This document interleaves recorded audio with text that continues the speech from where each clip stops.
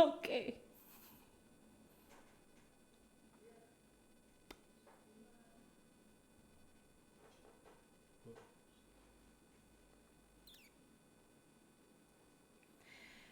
Halo sahabat literasi dimanapun teman-teman berada, sobat literasi.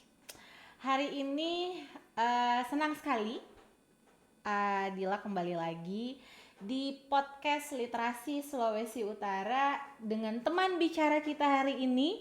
Karena ini weekend, biasanya adalah hari keluarga, dan pasti yang sudah berkeluarga dan sudah memiliki anak atau ada ponakan dan lain-lain itu biasanya senang sekali bersama dengan teman-teman atau anak-anaknya atau ponakan-ponakannya yang ada di rumah gitu. Makanya tema hari ini adalah tentang anak. Tapi tenang saja, bukan soal anak yang akan kita bahas, karena di sini ada seorang pakar pada bidangnya. Beliau itu berkecimpung di dunia seni, khususnya di musik gitu ya. Kalau yang belum kenal beliau, saya perkenalkan. Tapi biar lebih jelasnya, Kak Teni. Siap. Welcome Halo to the jungle. semuanya. Selamat datang. Terima kasih buat sobat-sobat di rumah, Yes. adik-adik dan teman-teman lainnya. Salam kenal semua. Saya Teni Sagai. Yes. Teni Sagai dari Teni Project. Ya, founder Teni Project. Ya. Teni Project kita ketemu itu berapa? 2 bulan, 3 bulan, 4 bulan? 3 bulan kayaknya nggak? 4 bulan yang lalu ya. 4 bulan. 4 bulan yang lalu saya ketemu beliau dengan keadaan yang saya mengenal beliau sudah dengan banyak karya. Karena saya pantengin dan melihat di YouTube-nya. Saya mencoba mencari tahu siapa si Teni ini. Kita ketemu waktu itu di pertemuan literasi. TBM ya, silaturahmi forum silaturahmi komunitas dan taman bacaan masyarakat gitu ya yang ada di Sulawesi Utara. Oke, Kak Teni. Judul kita hari ini adalah musik anak yang tergerus. Ya. What do you mean? What do you mean? Apa yang ada di benak Kak Teni tentang musik anak yang tergerus sebagai pegiat di dunia literasi anak gitu ya. Saya harus menyebutnya pegiat di literasi anak karena Kak Teni sendiri fokus untuk musik-musik anak. Gitu. Betul. Silakan. Terima kasih. Luar biasa untuk hari ini buat Kakak Dila ya yang sudah memfasilitasi bagaimana kami dari Teni Project bisa berkolaborasi. Jadi untuk tema kita pada sore hari ini ya menurut sudut pandang saya sendiri. Sudut pandang Kak Teni sebagai seorang pegiat literasi anak, musik literasi. Jadi minta maaf sebelumnya dalam hal ini. Enggak, bukan lebaran, gak usah minta maaf. Iya, siap. Oke, siap. Oke. Jadi lebih mengarah ke orang tua kayaknya Kadil. Untuk posisi ini bagaimana kita menyikapi potensi apa yang ada pada anak itu sendiri. Oke. Jadi di sini saya lebih melihat jujur aja Kadil di sini Kak, saya ketemu karena profesinya sebagai pengajar musik anak-anak di pusat pengembangan anak itu ada beberapa tempat. Jadi ada di Minut, ada juga di Bitung. Jadi tantangannya udah pasti itu menghadapi dengan berbagai karakter. Oke, pasti. Iya. Jadi ada karakter yang kayak ini, ada karakternya yang kayak ini, tapi disitulah kita diuji. Nah, kalau dari hubungan sih kita nggak punya hubungan saudara, tapi bagaimana kitanya mencoba kita bisa menyesuaikan dengan karakter anak tersebut. Nah, bagaimana dengan orang tuanya sendiri? Aku akan kesana pertanyaannya Katen. Tapi yang aku mau tanya, Dila yang mau tahu sedikit atau banyak lah dari Kak Teni. Itu dia akan tanya ke situ, tapi udah masuk ke situ aja nih Bapak Teni. Pertanyaanku itu sebenarnya menurut Kak Teni, pandangan musik anak saat ini, kondisi kita di Indonesia, musik anak hari ini sebagai musisi gitu ya, dan kemudian juga pengajar gitu. Kalau tadi kan kita udah bercerita tentang bagaimana kemudian treat kepada anak gitu. Sekarang kondisi musiknya dulu nih. Yeah. Bagaimana sih kondisi musik kita saat ini, musik anak gitu. Kan banyak sekali anak-anak yang kemudian sekarang ada media TikTok gitu ya. Kita tahu sendiri lah, kita tidak boleh menafikan itu gitu. Yang saya dengar sampai saat ini lagu anak-anak yang ada di TikTok dan jadi viral dan anak-anak itu senang adalah lagu T-Rex. Iya. Bagaimana menurut Kak Teni dengan kondisi musik kita saat ini, musik anak kita saat ini? Ya, sekali lagi. Apa di bayanganmu gitu? Iya, sekali lagi Kadil, yang menurut sudut pandang saya sendiri, artinya di dunia sekarangnya emang untuk musik anak sendiri jujur kurang. Oke. Lagi berkurang. Memang apa yang kurang? Ya, entah dari penciptanya mungkin ini sudut pandang saya yang saya dapat di lapangan. Jadi pencipta buku lagi, musik anak gitu ya. Lagu-lagu anak. Ya. Nah, jadi pada kesempatan ini sih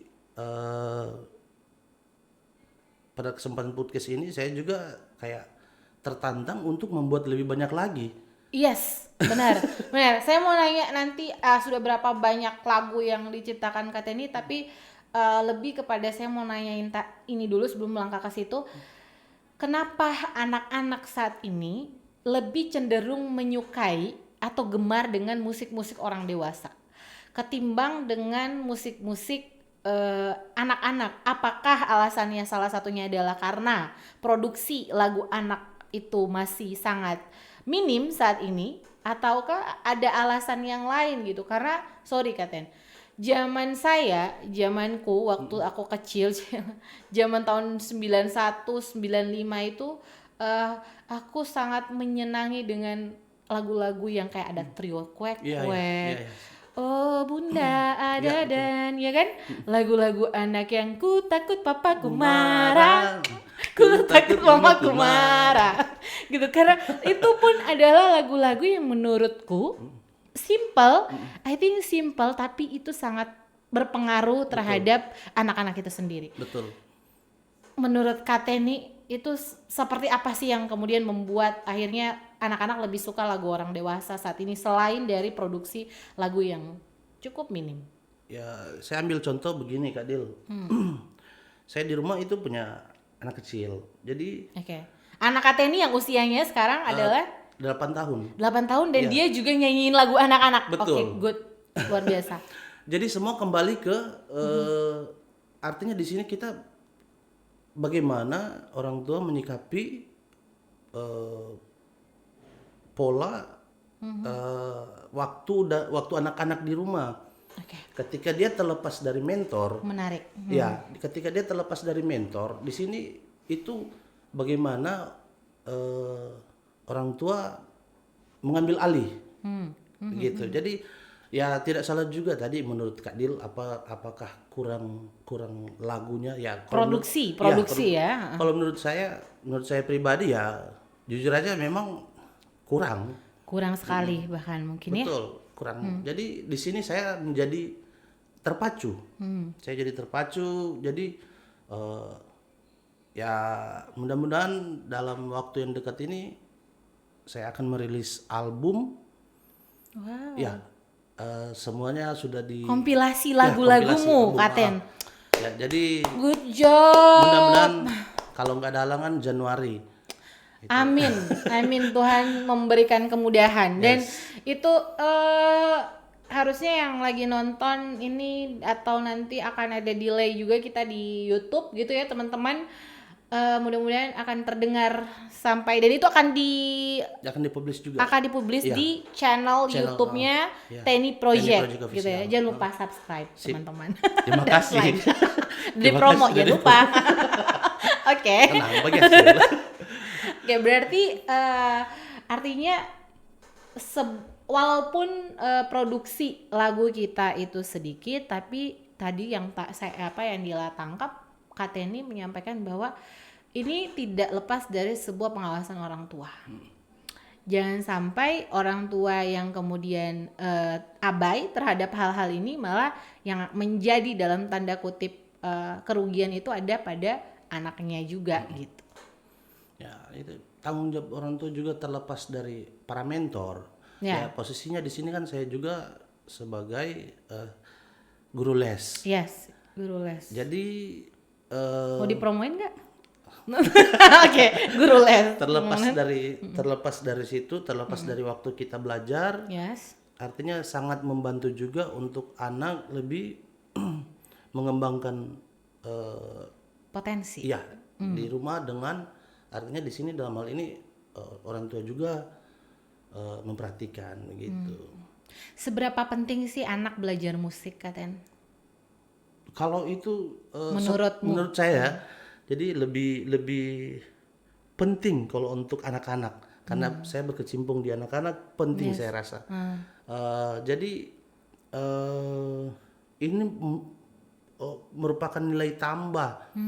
Sebenarnya ada yang lebih pantas untuk menjawab ini ya, mungkin dalam hal ini mungkin dokter di pihak ini bisa lebih paham untuk itu, tapi untuk pribadinya saya di sini dari kacamata Kateni sebagai seorang pengajar dan pegiat di musik gitu. Musik jadi, anak sangat apa ya namanya, artinya sangat penting lah untuk anak-anak di usia-usia dini gitu. Karena selain haknya mereka untuk belajar bermain, tidak salah juga kalau kita tambah dengan permainan yang ada unsur musiknya. Ya, karena rata-rata anak-anak tuh senang dengan musik kan, betul, gitu ya. Betul. Musik, nari, gitu-gitu ya. Betul. Kalau dia nari pasti dia nggak ngerti musik kan. Betul. Jadi artinya juga itu sebuah pengalaman yang luar biasa buat anak-anak gitu, menurutku gitu. Jadi memang tidak salah kalau anak-anak itu harusnya sedini mungkin diberikan edukasi atau diberikan treatment dengan musik. Perkembangan yang seperti apa yang Teni lihat dari sejauh ini, sudah berapa siswa sih yang diajarkan Kak Teni sampai saat ini? Ribuan ya? Belum, ratusan lah. Wow, saya udah cuman mancing gitu. Takutnya kalau saya bilang puluhan ya, nanti katanya belum gitu. Mending saya nggak langsung ngomong. Ratusan anak, dan dari ratusan anak ada nggak hal yang menarik? Ibaratnya anak yang kemudian Kak Teni melihat bahwa dengan treatment musik, khususnya musik anak tersebut tuh bisa ada terlihat perkembangan yang luar biasa gitu. Ada, boleh nggak ceritain dengan pengalaman itu? Dari sekian banyak, saya lebih senang sebutnya teman di sini. Oke, melawan tua, baik. Jadi dari sekian banyaknya itu, makanya yang saya kembali ke awal tadi, saya dipertemukan dengan beberapa karakter yang berbeda-beda. Nah, dalam hal ini ada saya cerita sedikit ya. Ada satu karakter yang memang harus ekstra, harus ekstra. Jadi dalam ekstra seperti apa maksudnya? Ekstra dalam hal ini ekstra ya. Harus ekstra, artinya di sini ekstranya. Apakah dia anak inklusif, anak berkebutuhan khusus atau? Mau bilang kebutuhan khusus juga enggak juga sih, tapi artinya harus, tadinya cuman sejam, saya di sini harus memberikan sekitar 1,5 jam, gitu. Dan perkembangannya itu artinya di sini saya bukan lihat hasilnya, tapi perjalanannya itu ke sana itu sangat bukan cuman karakternya dia, karakter saya pun menjadi cerminan. Artinya saya pun langsung secara tidak langsung ini ya, begini ya. Jadi di dalam posisi ini saya lebih kadang bisa jadi kakak, kadang bisa jadi mama, kadang bisa jadi papa untuk backup itu semua. Multi talent ya Pak. Enggak juga multi sih. Jadi Oke. Luar biasa. Ya itu sebuah saya lihat kebutuhannya dia seperti apa. yep. Ketika dia butuh Correct. kakak, saya harus berubah, harus jadi kakak. Oke. Ketika dia butuh teman, saya harus jadi seumuran dia. Ya. Iya, I see. Jadi ya mungkin dari pola-pola seperti itu karakternya mulai membaik, dia mulai artinya di sini dia mulai paling senang itu di waktu dia panggil Kak. Oke. Kak, awalnya itu nggak begitu. Awalnya manggil pun dia agak cranky atau memang tidak mau atau tidak bisa gitu ya. Jadi seiring berjalannya waktu dipanggil Kak, wah senang sekali itu Kak Dil. Oke, kayak anak bayi yang tiba-tiba bisa ngomong papa gitu kali ya. Luar biasa sekali, aduh. Ya seperti itulah kira-kira. Dan perasaanmu hari itu meletup-letup ya. Ya betul. Dan artinya apa kreativitas yang kemudian hadir di anak tersebut gitu. Artinya kan kalau kita melihat tadi kan aku nanya tentang perkembangannya. Tadi katanya sudah kasih tahu bahwa ada perkembangan dia yang tadinya tidak bisa kemudian menerima seorang gitu ya, orang luar dari lingkup keluarganya. Namun sekarang dia sudah bisa menerima Kateni dan akhirnya itu kemudian menjadi dia ibaratnya dalam apa ya, nyaman. Iya, nyaman. Gitu ya, nyaman. Yang apa minum dulu. Ya. Kayak santai aja. Nah, kalau yang Kateni lihat kreativitas yang tentu kalau anak itu kan kita ngomongin soal musik anak, artinya tujuannya atau harapannya sebenarnya kemudian itu menjadi sesuatu yang bisa mengasah kreativitasnya dia. Kreativitas seperti apa yang kemudian hadir gitu di anak-anak yang Kateni ajar. Jadi kreativitas itu saya masuknya di nomor 2. Oke. Mau tahu enggak nomor satunya? Apa? Nomor satunya mental dulu. Oke, berarti mental dulu. Oke. Saya buat mental dulu. Jadi di sini Kenapa? Ya mungkin mau bilang juga itu sudah jadi struktur, sudah jadi materinya saya di waktu mau ini. Jadi sudah jadi pakemnya ya? Iya, kayak seperti itu. Jadi mental itu harus pertama jadi nomor 1. Jadi kedua bagaimana dia bisa membuat atau dia bisa berimprove dari apa yang saya kasih. Oke. Begitu. Jadi kreativitasnya saya lihat.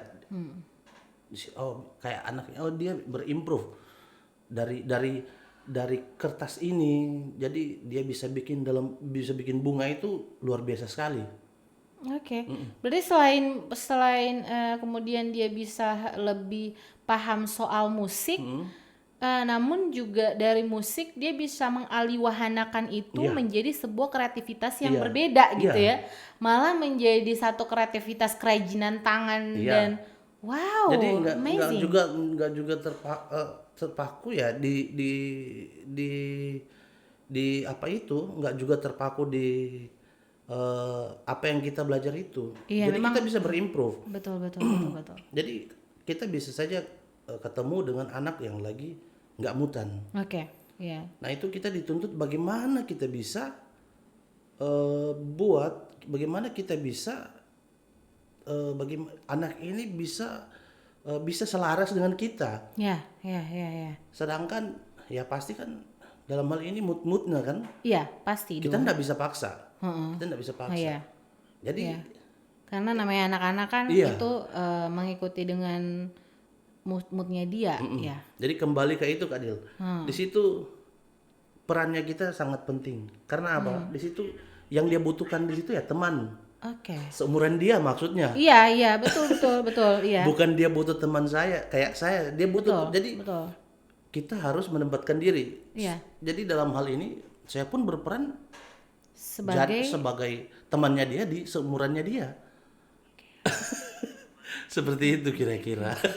Dan memang harus seperti itu ya, harus karena kan itu. kita harus bisa memerankan memerankan sosok yang si anak ini butuhkan pada Betul, saat itu betul. gitu. Nah, kembali lagi Kak Ten, soal musik yang tergerus, musik anak yang tergerus. Tadi Kak Ten sudah sampaikan bahwa musik anak yang tergerus itu salah satunya adalah karena produksi juga iya, kemudian juga karena pengawasan orang tua juga iya gitu. Nah, pertanyaanku yang paling mendasar sebenarnya adalah ketika musik anak kemudian tergerus seperti ini, penyebab yang kita kan nggak boleh ya ngomong soal karena nggak banyak orang yang tertarik di musik anak misalnya, ya kan? Ini karena pemerintah tidak tidak menjadi tidak aware dengan hal ini gitu. Karena yang contoh misalnya nih Katen, misalnya yang kemarin di Istana Merdeka 17 Agustus opo menen nana apa sih nana nana itu bahasa itu kan sebenarnya bahasa kalau dibahasakan anak-anak itu kan sebenarnya tidak pas menurutku. Menurut saya pribadi tidak pas untuk dinyanyikan anak seusia dia. Tapi untuk kualitas suaranya itu luar biasa gitu. Tapi untuk dengan konten nyanyian atau lagu seperti itu, kurasa itu masih belum saatnya dia menyanyikan lagu itu. Namun itu diapresiasi juta-juta orang di Indonesia gitu. Apakah memang sekredit itu musik anak kita saat ini yang akhirnya nggak bisa membuat anak-anak itu senang dengan musik anak-anak seusianya? Dari kacamatamu Kak Ten. Ini pertanyaannya agak susah juga sih. Ya. Kenapa sih anak-anak, simpelnya gini, kenapa sih anak-anak lebih suka lagu orang dewasa di zaman ini gitu daripada lagu anak kecil? Apakah soal musiknya yang karena anak-anak sudah terbiasa dengan musik-musik yang dewasa atau seperti apa sih? Aku juga sampai sekarang tuh bertanya-tanya gitu. Kalau kita ngomongin soal produksi lagu anak, sebenarnya juga menurutku nggak juga sih, karena banyak contoh kayak orang-orang seperti Kateni banyak memproduksi lagu anak. Mungkin di Jawa sana juga bejubel ya orang-orang yang produksi lagu anak. Tapi kok kenapa nggak viral gitu loh? Itu maksudku. Kenapa tidak viral dan kenapa tidak diinginkan? Sepertinya tidak diinginkan sepertinya ya. Sepertinya. Padahal orang tua pasti memiliki kerinduan untuk anak-anaknya juga itu bisa menikmati lagu seusianya. Musik-musik ya, musik seusianya. Nah, di sini pertama kacamata saya ya. Oh iya dong, kacamata. Saya. Masa iya pakai kacamatanya? Jadi pertama untuk saya pribadi tentang kepedulian. Ya. Saya lebih banyak praktik di rumah sama anak saya sendiri. Oke. Apa yang saya mau tanyakan? Bagaimana anak Kateni kan namanya Kim ya? Yeah. Gimana Kimi akhirnya mencintai lagu anak-anak ketimbang lagu yang lain gitu? Ya itu makanya yang saya bilang kembali lagi ke peran siapa yang ngajar, siapa yang bertanggung jawab yang mendampingi dia. Iya. Oke, baik. Jadi lebih nilai-nilainya ini sih kalau emang jadi ada nilai-nilainya yang buat ya? Saya kalau saya lebih menempatkan karena posisinya ini kan saya enggak mau mencari keuntungan dari dia. Jadi di sini ya artinya ada pesan khusus di dalam lagu-lagu itu yang lagu-lagu saya tanamkan ke dia. Ini ada punya nilai baik Kim. Jadi besok pun kita tidak mengharapkan lebih. Kita tidak mengharapkan lebih atau mau jadi viral atau mau jadi apa. Artinya di sini tugasnya saya membimbing itu bisa terlaksana dengan baik seperti itu kira-kira. Ya, artinya sebenarnya kembali lagi kita nggak boleh apa ya, menggantungkan sesuatu itu kepada orang lain, melainkan juga yang saya bingung nanti Katen, gimana ya kalau orang tua dari anak itu dia seorang pekerja, dua-duanya orang pekerja, jadi anak kan nggak mungkin terkontrol ya, apalagi anak-anak sekarang gadget itu mungkin tidak dari orang tuanya, tapi bisa jadi dari teman lingkungan sekitarnya betul. dia, itu kemudian terfasilitasi gitu. Memang kan tantangan orang tua di zaman sekarang itu tuh luar biasa ya, buat apa namanya sekedar untuk mengawasi anaknya saja itu terkait dengan konten-konten yang hadir saat ini yang memang tidak semua orang bisa secermat Kateni gitu mengawasi Kim dan ibunya tentu ya gitu ya, itu tidak semua orang seperti itu gitu. Sayang jika apa namanya ada orang, jadi gini, aku tuh jadi merasa ini sendiri karena pada saat aku melihat banyak anak-anak yang di jalanan gitu, di jalan lagi lewat, misalnya aku pakai motoran sama suami gitu, melihat anak-anak joget TikTok di jalan gitu demi untuk supaya terlihat di ruang TikTok itu gitu. Dan itu joget-joget sendiri gitu di jalan sambil pakai kamera. Kalau dulu kan kita ngomongnya itu ada kelainan atau apa gitu. Waktu zaman Marshanda misalnya, Marshanda nyanyi-nyanyi teriak-teriak di videoin gitu kan, itu kita bilang itu sesuatu yang tidak lazim. Nah sekarang itu orang yang nyanyi-nyanyi, orang joget-joget di jalan apa segala macam, itu sudah hal yang biasa saja gitu. Bahkan yang sebenarnya itu tidak masalah. Yang menjadi sebuah problem adalah lagu anak-anak, lagu orang dewasa, tapi kemudian dikonsumsi anak-anak, dan itu jogetnya itu memang benar-benar joget ala orang dewasa, bos gitu. Dan itu kan ya, oh my god.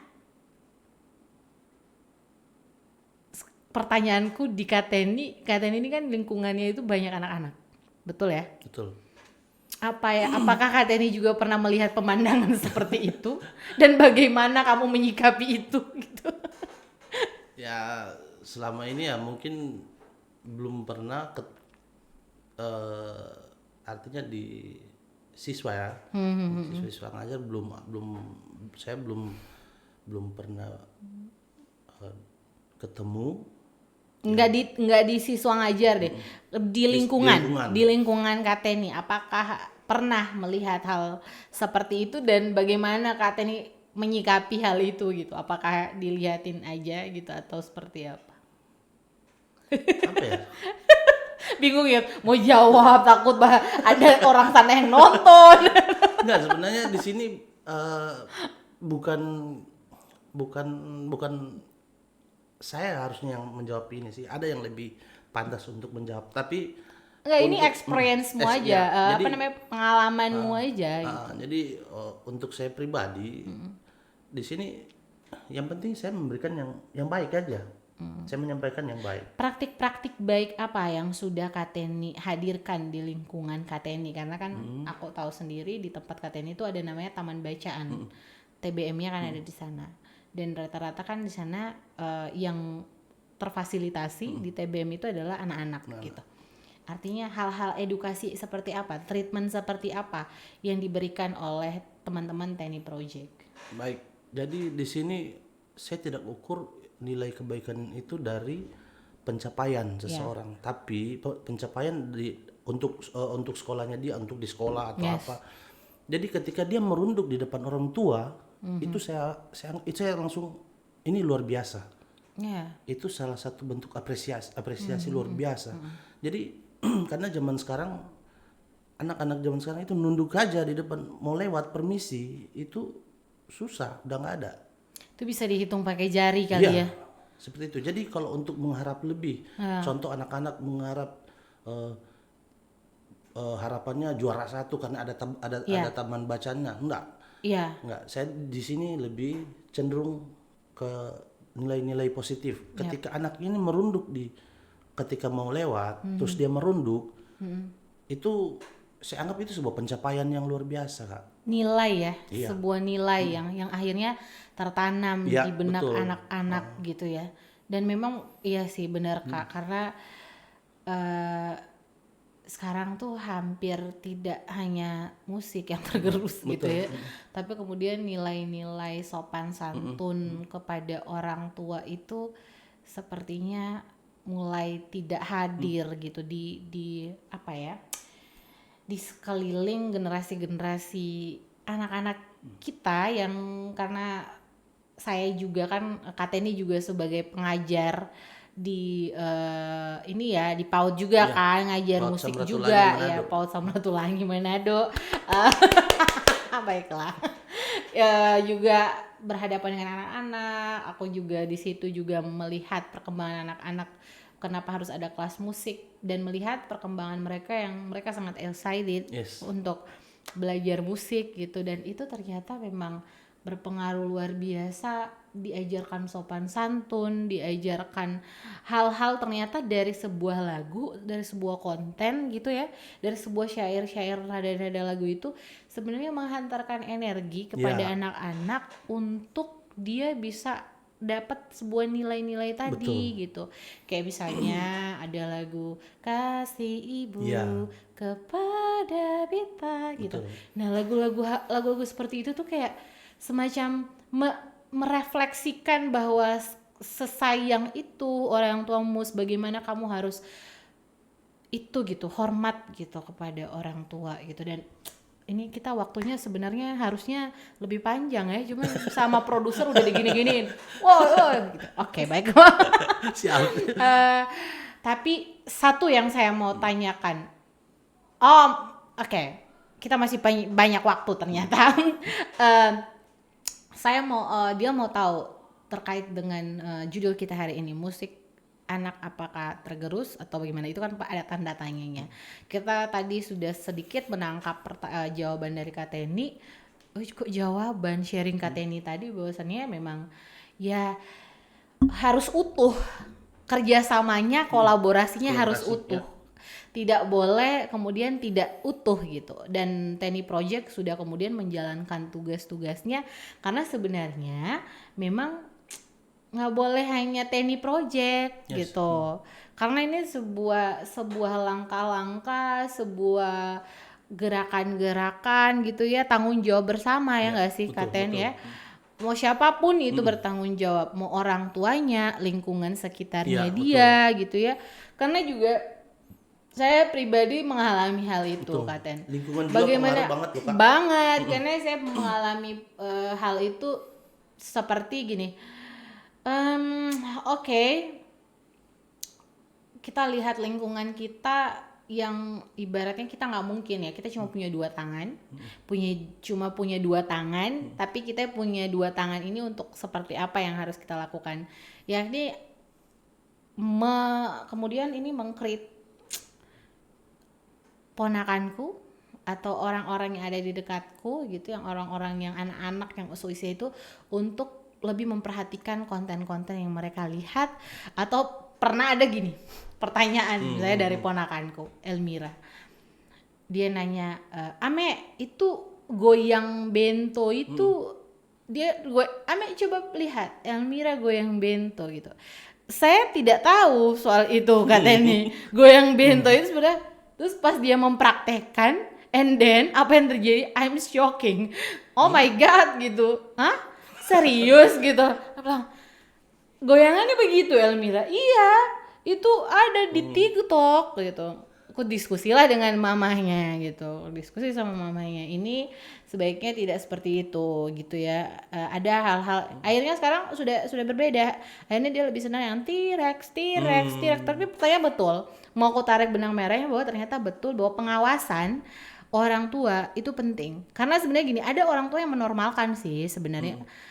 Itu kan senam, itu kan ini gitu, tapi ada sebuah nilai, lagi-lagi sebuah nilai yang harusnya itu kemudian tertanam di benak anak-anak gitu.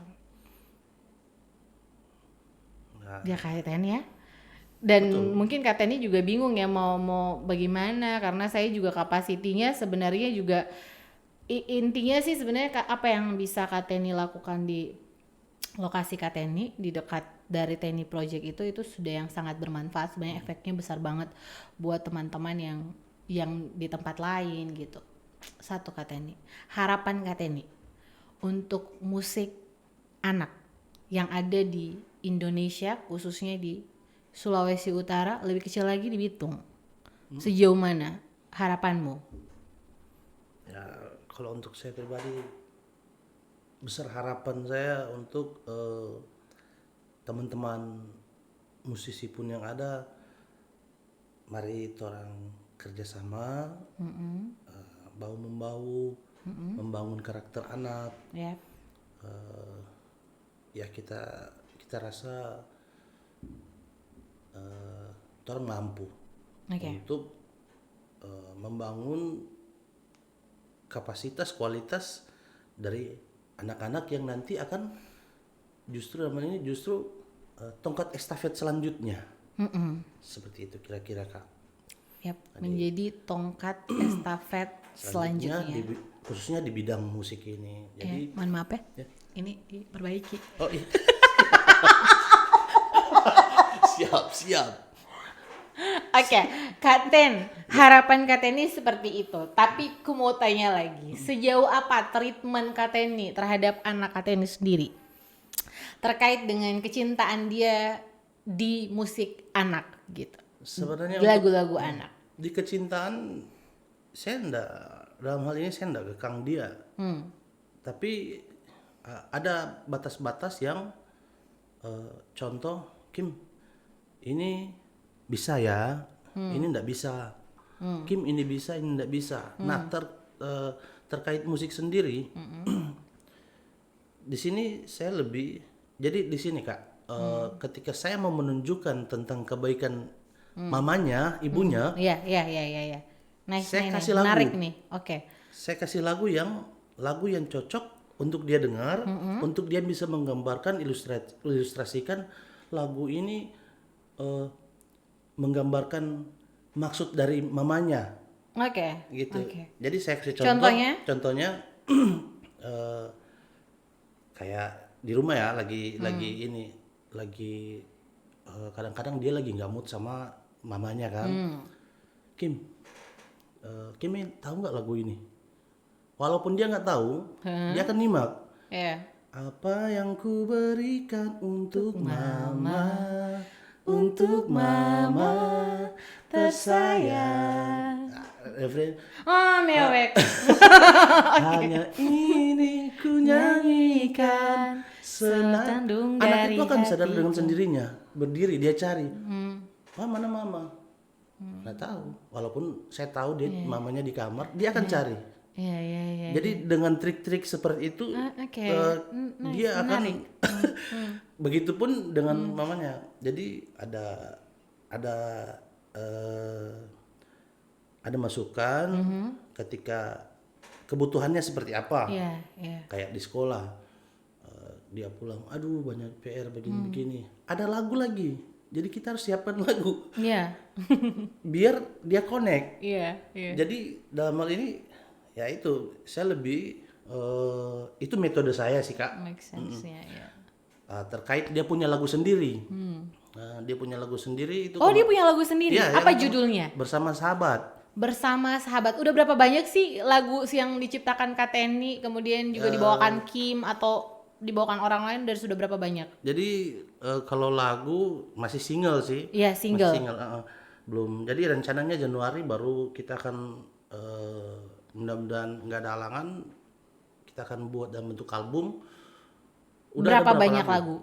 Sekitar 6-8 lah. Oh my god, keren. Jadi luar biasa. Bersama Sahabat. Termasuk Bersama Sahabat. Jadi, seperti apa lagunya?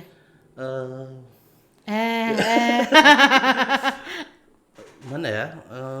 Bercerita tentang jadi waktu itu ya karena yang menginspirasi lagu itu. Dia main sama teman-teman. Okay. Dia main sama teman-teman waktu itu sempat menari di depan rumah kan. Jadi saya lihat kayaknya ini ada sesuatu yang harus saya buat kayaknya. Ambil kertas sama ini langsung coba-coba. Selesai itu Kim bisa ini, coba baca lagi Kim. Ya, bacanya kan belum begitu fasih tapi udah ngerti kan. Iya. Pak yang ini Pak dirubah ini. Mari kita, kan saya ngajak mereka. Udah.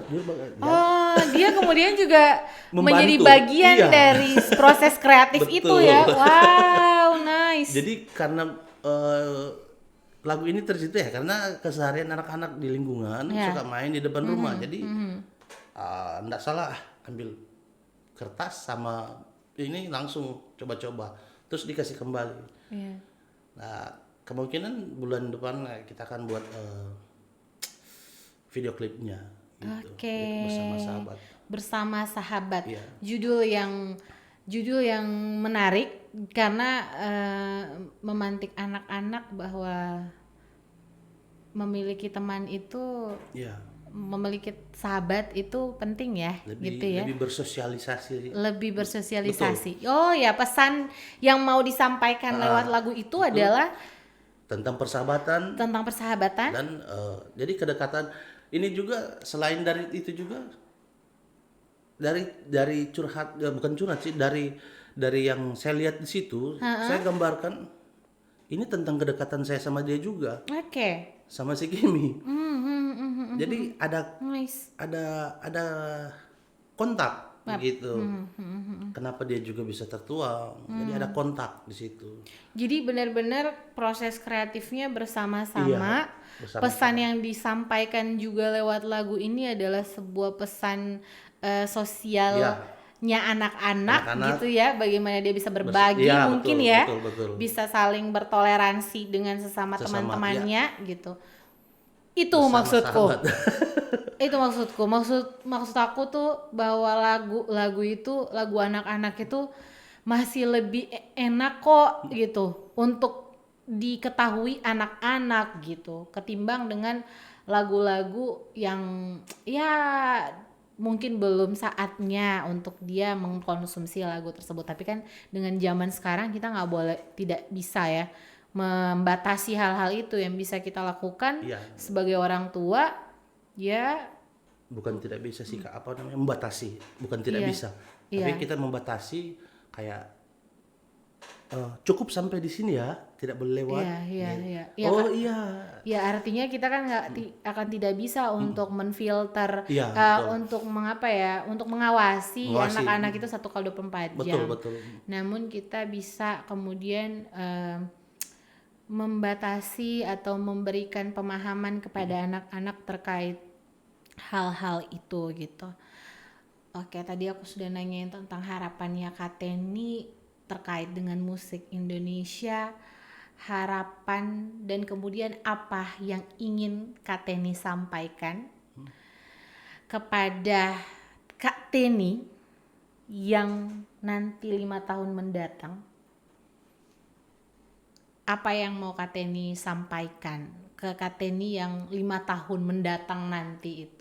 Atau sebelum situ aku mau minta Kak Teni juga kasih tahu apa yang Kak Teni harapkan dari anak Kak Teni satu-satunya ya, benar ya? Kimi. Si Kimi. Apa harapanmu terhadap Kimi? Nggak usah nangis, biasa aja. Sambil potongan sedikit ya, sedikit dari salah satu lagu bukan lagu saya sih, tapi lagu orang. Kamu sangat berarti, istimewa di hati, tamannya saat ini. Aku nggak apa lagi. Bila tua nanti kita tak hidup masing-masing, ingatlah hari ini. Oke, oh my god, akunya yang terharu kawan-kawan. Oke, Kak Teni, singkat. Apa yang akan Kak Teni harapan Kak Teni di 5 tahun mendatang? Sikat Kak Teni mau ngomong apa sama dia? saya juga nggak tahu kalau bisa sampai Kalimantan mendatang ya. Seandainya. Seandainya. Tuhan memberikan panjang umur. Terus jadi orang baik. Terus jadi orang baik. That's good. Amin. Kita berdoa. Semoga semuanya, harapan kita juga kita akan tetap menjadi orang yang baik, yang bermanfaat, dan semoga musik-musik anak di Indonesia semakin variatif, semakin berkreasi lagi, dan mudah-mudahan kita juga, Kateni, kita doain Kateni juga bersama Kim istri dan teman-teman di Teni Project akan menghasilkan karya-karya yang luar biasa dan berdampak untuk musik anak di Indonesia, khususnya di Sulawesi Utara. Amin. Good job Kateni, semangat selalu. Thank you teman-teman yang sudah nonton hari ini. Terima kasih banyak. Mudah-mudahan kita akan ketemu lagi di Sabtu depan dengan judul dengan podcast dan teman bicara kita yang lebih spesial. Enggak juga, Kateni itu sudah spesial banget dengan yang berbeda. Mudah-mudahan nanti akan lebih bermanfaat lagi. Kateni juga akan hadir lagi. Tidak hanya sekali Kateni, kita akan ngobrol terkait dengan nanti lagu bersama sahabat. Launching nanti kita akan mengundang. Oke, terima kasih banyak teman-teman sobat literasi. Teman-teman terima kasih teman bicara kami. Terima kasih Kakak Dila. Jangan lupa untuk subscribe, like, and comment, share YouTube-nya Literasi Sulawesi Utara, Literasi Official, Literasi Sulut Official. Oke teman-teman, terima kasih. Assalamualaikum warahmatullahi wabarakatuh. Shalom, Om Swastiastu, Namo Buddhaya, salam kebajikan, salam literasi. Dadah. Oke, thank you. Berapa lama Kak? Berapa lama ya ini ya?